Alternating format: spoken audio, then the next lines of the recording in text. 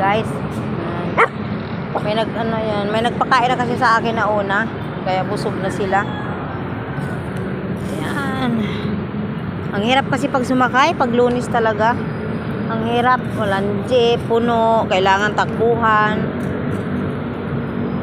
Ayan. Andito pa yung matakaw kong alaga, pero mamaya yan. Ayan.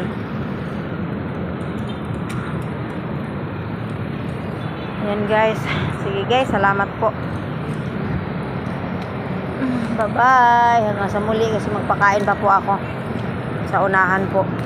Ayan guys. Sige, salamat sa inyong lahat. Sa aking pamilya. Luzon, Visayas at Mindanao. Sa lahat ng amo ko, salamat po. Maraming salamat. Ayan guys. Merienda po ang aking mga alaga. Ayan. Sige po. Bye-bye. Salamat po.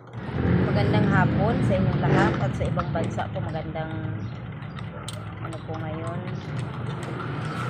gabi. Marami pong salamat sa lahat ng mga kababayan ko, Luzon, Visayas, Mindanao. Marami pong salamat at sa aking pamilya.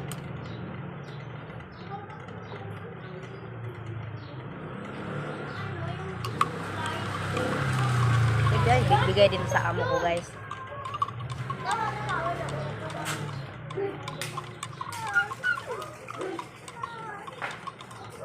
Salamat po. Samahan niyo po ako lagi guys. Grabing init ngayon dito. Init. Na isang araw umulan. Ngayon naman, sobrang init. Kahit alas 4, mag alas 5 na, mainit pa din.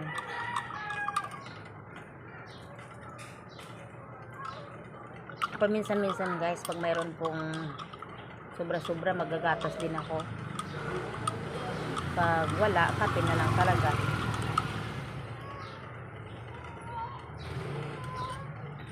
Sige po, marami pong salamat sa inyong lahat. Sige po, hanggang sa muli. Bye-bye. Hi guys, magandang gabi po. Tulingan pong tinula na may pitsay ang aking ulam. Para po may sabaw at masustansya. Marami pong salamat.